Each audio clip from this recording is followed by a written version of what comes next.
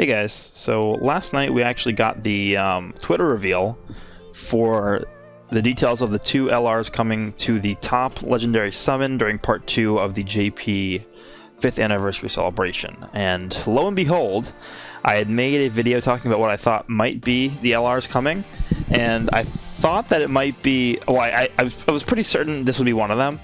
And then I was thinking, oh, the other one would probably be the old tech Goku Black and Zamasu, and then they would redo his animations for the summon super attacks.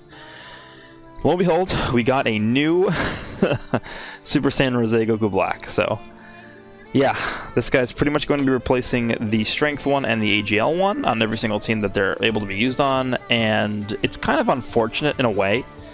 Because the AGL one is obviously slated to get his EZA at some point in the near future. I would say sometime within the next 2 to 3 months we should be seeing that EZA come out, and this guy is pretty much invalidating that right off the bat, just because this guy's absolutely ridiculous. The only reason I could see you ever trying to run the AGL one, I mean, at this point we don't know what his EZA is going to be, but just, you know, from speculation, from a speculation point of view, I'm assuming the AGL one is going to be more of a supporting unit, fulfilling more of a supporting role than this guy is, because he does already end up giving 3 key. But anyway, I'm going off on a tangent. Let's just go ahead and get started on these units' kits. We'll go ahead and read what I did. These are my translations, so we'll go ahead and just take a look at what they do. This is Goku Black, Super Saiyan Rose, proof of power to judge all of creation. Leader skill is Future Saga Key plus 4, HP attack and defense plus 130%, or Extreme Int Key plus 4, HP attack and defense plus 100%. Super attacks. 12 key is the Holy Black Kamehameha, greatly raises defense for 1 turn and causes colossal damage. 18 key is the Holy Light Grenade, greatly raises defense for 1 turn and causes mega colossal damage. Passive is Trial and Error, attack and defense plus 66%, gain an additional attack plus 6% per key meter, max of 120%. And then key plus 2 when delivering the final blow, max of key plus 6. And then he recovers 6% HP at the end of every turn when receiving an attack. Okay. Active skill is Rage. Pretty self-explanatory there if you have any idea what the Rage mechanic is in Dokkan. Conditions able to be used starting from the 6th turn when HP is 66% or below.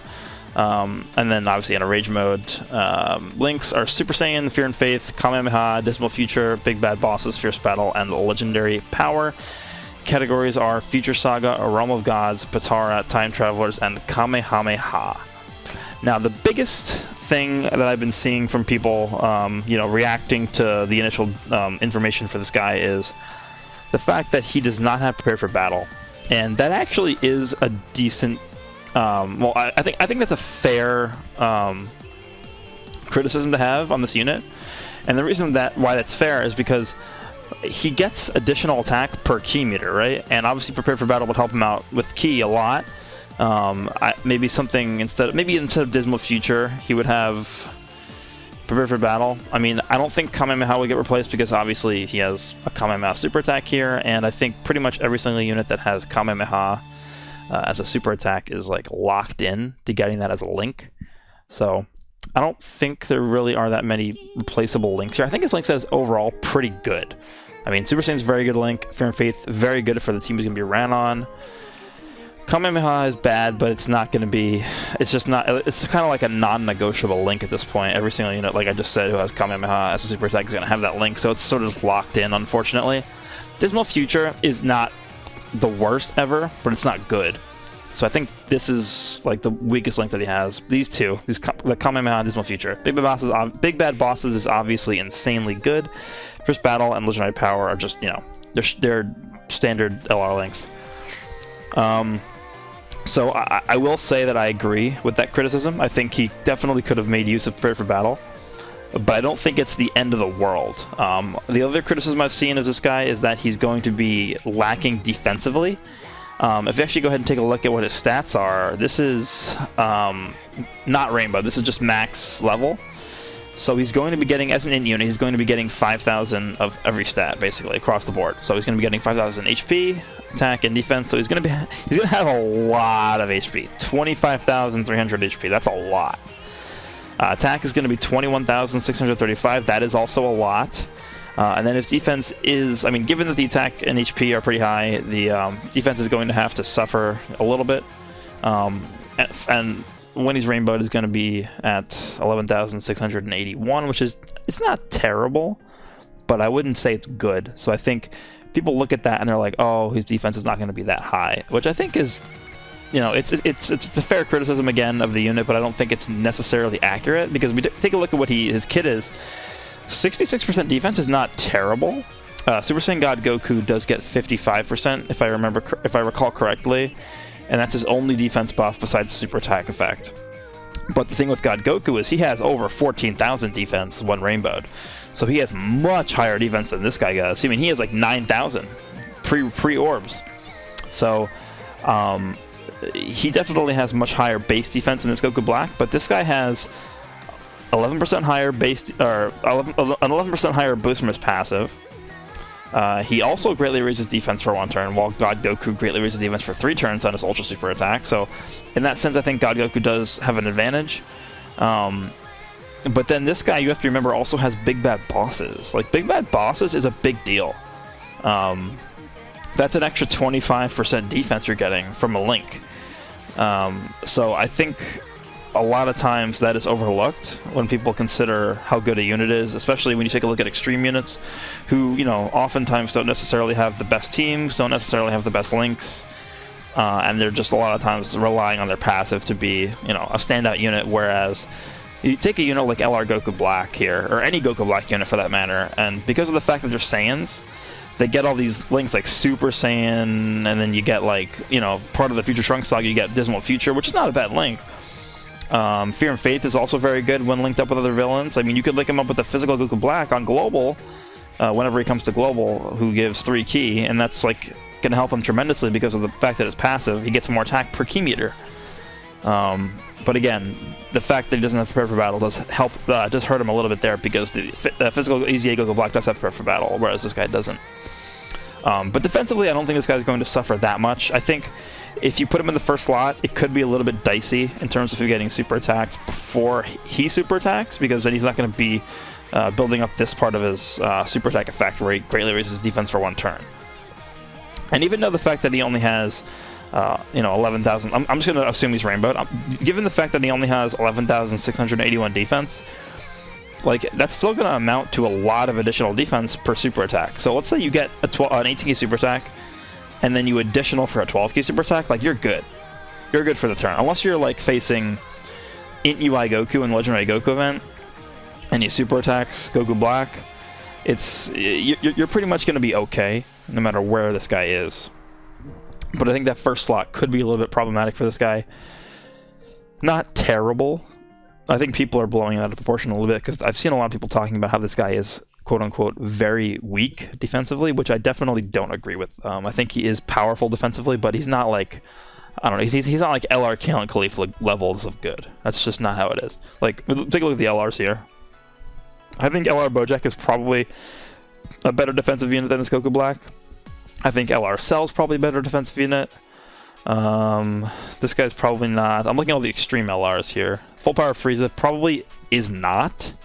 I don't think Full Power Frieza is a bad unit defensively, but he's not. I think this Goku Black's actually better than Full Power Frieza. I think this Goku Black's better than Tech Goku Black, and that's pretty much every extreme LR. We don't have that many. LR Baby, I would say this guy's probably a little bit. This Goku Black's probably better than LR Baby defensively. But again, we're not going to know for sure until we start using him in battle. Something else too is I've seen a lot of people complaining about the fact that his rage mode, the conditions to activate that are a little bit stringent, and I do agree with that as well. I think that is fair criticism. But something to note is that, actually take a look at, I think I made a comment here.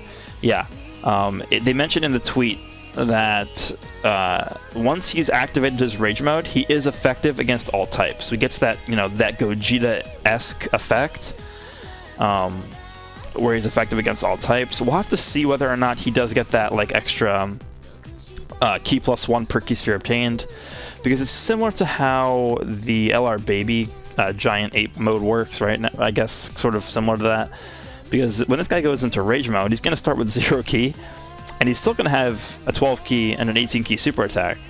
And it's going to be next to impossible to get that 18 key super attack if you don't have help.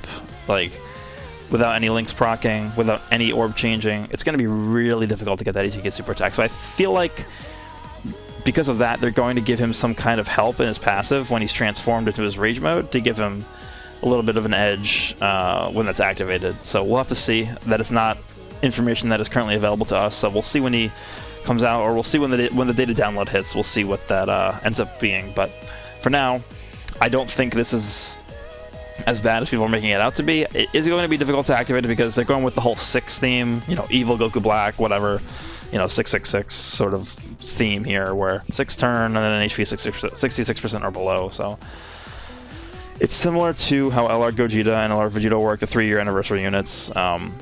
It just is what it is. I don't think he needs to activate this Rage mode to be considered one of the best units in the game. I mean, you take a look at what his passive is.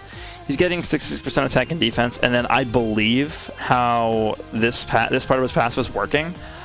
Because it's activated per key meter, I think this is going to activate when he attacks. And when a part of the passive activates on super attack or on attack, what it does is it multiplies both of these numbers or values basically into each other, and that results in a much higher value than you would have gotten if it was additive. So if this was 66, so basically what I'm saying is this is not going to be 66 plus 120 for a sum of 186%. It's going to be much higher than that. It's going to be 66, you know, times the value that this is when it's procced, basically. So it's going to be much higher than that. And then the key plus 2, I think, you know, if you're fighting a longer event like the Infinite Dragon Ball History, which is actually very difficult now, or against the Legendary Goku event, I think this is actually going to be much more relevant than people are making it out to be. But if you're in Super Battle Road, this is not really going to be too relevant. But keep in mind, this guy is getting basically this. If you're optimizing your team around this Goku Black, I think you're going to be able to get his maximum potential very easily.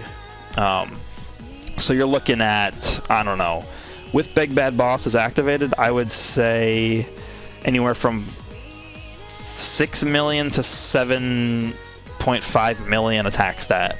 If this guy's being optimized on a team where he's able to get his full passive activated and you have Big Bad Bosses, that's what I'm thinking. With support, it'll be even higher than that. So I think the notion of people saying that this guy looks underwhelming, I think is completely wrong.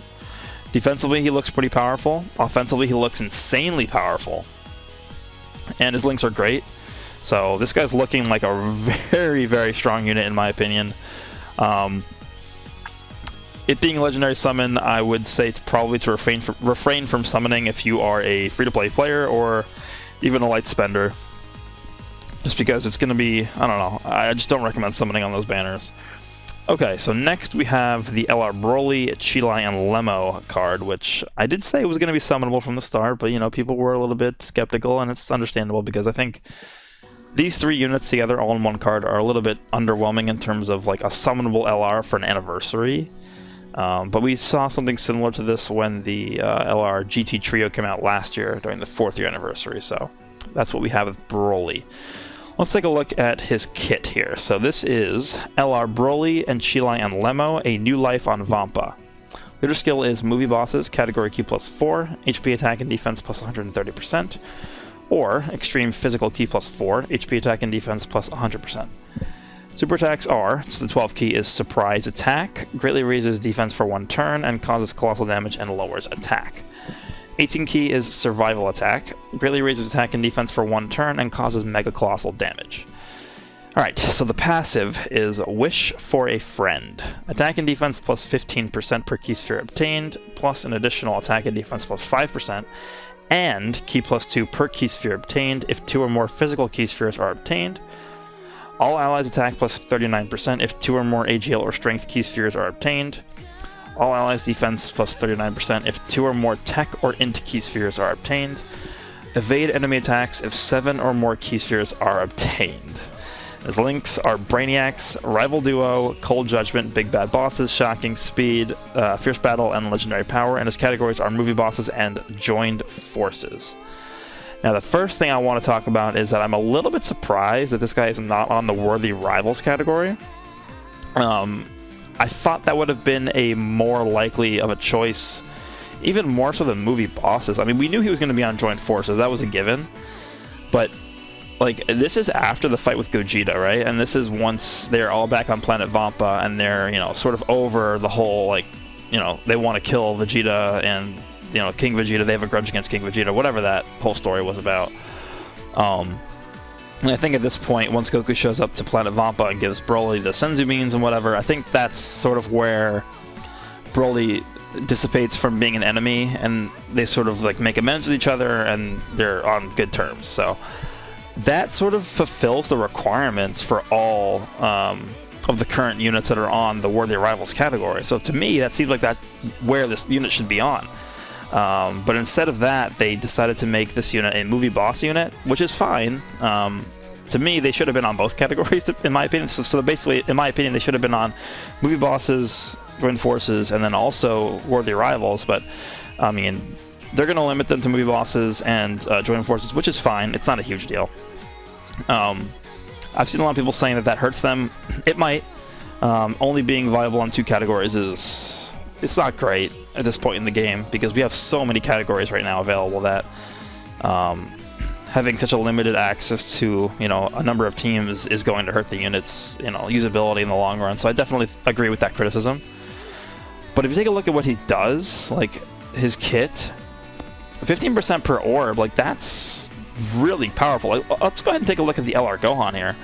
Let's open him in a different window. I think, does he have, oh, we can't even look at his transformation here. Give me 1 second and we'll pull up a window that has his transformed state in there. Alright, so now we have this guy pulled up. I just wanted to point out this guy's, you know, the first part of this guy's passive when he's transformed, by the way, which you guys know at this point never happens. He gets attack and defense plus, or gets attack plus 20% per key sphere obtained, and then an additional key plus 1. Granted, he does change a random color to rainbow, which is very powerful. But this guy, I mean, defensively, this guy is going to be a lot stronger than this Gohan is. I mean, pre-transformation, this Gohan's going to be a lot stronger, but post-transformation, while this guy is very powerful offensively, this guy's going to be just as powerful offensively, unless you're running Goku along this Gohan, which you should be doing, but this guy's going to be getting, you know, around the same percentage of orb of attack when he collects physical key spheres. But defensively, this guy is going to blow this guy out of the water. I mean, he's getting 15% per key sphere obtained. And then he gets an additional attack and plus 5% and 2 key per key sphere obtained. This guy only gets 1. Granted, he gets the extra 1 key for all colors. But, I mean, you run this, because this guy also is buffing extreme physical types in his leader skill. You could very well run this guy with someone like Physical Kid Buu EZA. You could even run him alongside the Goku Black, because Goku Black does, even on JP, he doesn't give the 3 key in his passive, but he does still change key spheres to rainbow when fighting a Goku's family category enemy, which is, you know, it's pretty common. You could even run him alongside this Android 17, this future one, because he changes tech key spheres to physical, right? So I mean, that's not bad. And then and then when this guy finally awakens, right? I mean, this is going to be a completely different story. It's just, I don't know, like, this guy is going to change the way this guy is being played. Because the way I think you're meant to play this guy right now is you get whatever key sphere that you can, right, at the time when this guy's on rotation. So let's say you have this guy on rotation during one turn and you only have a lot of AGL key spheres and you can't really make use of the physical one. You just get all the AGL ones, and the next turn maybe you can't get AGL and you have tech. Then you get tech instead. It's just, I don't think you're going to be able to choose that many. You know, it's not like you're going to come into rotation one turn and be like, I have 6 physical key spheres, I have 6 AGL key spheres, and I have 6 ink key spheres. I wonder what I'm going to choose. No, it's not going to be like that. It's going to be set up for you in a way so that you are forced into one of these. But the thing is, none of these are bad. Like, even I think it's hard to say, but I think probably the defensive one is going to be the worst outcome, and it's not even bad. You're giving all allies defense plus 39%. That's good. That's very good. And by the way, I'm pretty sure the way that is calculated is on super attack. So this guy is going to be exceptional in the first slot. I think the way this guy is going to work is this portion, so the plus 39% to defense, plus 39% to attack. I think that's going to come into effect when this guy super attacks. Much like how the int LR cell works, where his passive for collecting 3 or more key spheres, 6 or more key spheres, comes into effect when he actually super attacks and not when he collects the key spheres. So this guy's going to be desirable as the first attacker in a turn, which is even going to further boost the defensive and attack values that you're giving to your allies during the turn, because it's calculated in a separate way. I mean, this guy's going to be really, really powerful. I mean, we haven't even talked about this the last portion yet, but evade enemy attacks if 7 or more key spheres are obtained. I mean, that's not difficult to do. I think they were pretty knowledgeable on the matter when they chose 7, because I think 6 is like generally the number that you get, when you're running an orb changer with somebody. So I think 7 might be a little bit difficult to obtain maybe every single turn, but I would say if you're running this guy with the designated key orb changer, or maybe even just any sort of comp where you can sort of leave key spheres over on one turn for this guy to get the next turn, it's not going to be that difficult. I'd say maybe 50 to 60% of the time you'll be able to get this guaranteed dodge mechanic, which is insanely powerful, because even if this guy doesn't end up dodging, he's still getting 15% defense per key sphere obtained, and his super attack is greatly raising defense, super 18 key and 12 key. So, I mean, people are talking about this guy doing damage, but defensively, this guy's going to be ridiculous. I mean, you even take into account the 39% defense he's giving to the whole rotation. That includes himself, by the way. I mean, Cold Judgment is a powerful link nobody really talks about, but a lot of units these days are getting Cold Judgment. Big Bad Bosses, I mean, we just talked about that with Goku Black. Big Bad Bosses is going to make this guy's defense go even way higher. To me, defensively, this guy's going to be absolutely ridiculous. It's basically going to be like you just put this guy in the first slot and you're good to go for the rest of the fight. That's going to be what it's like.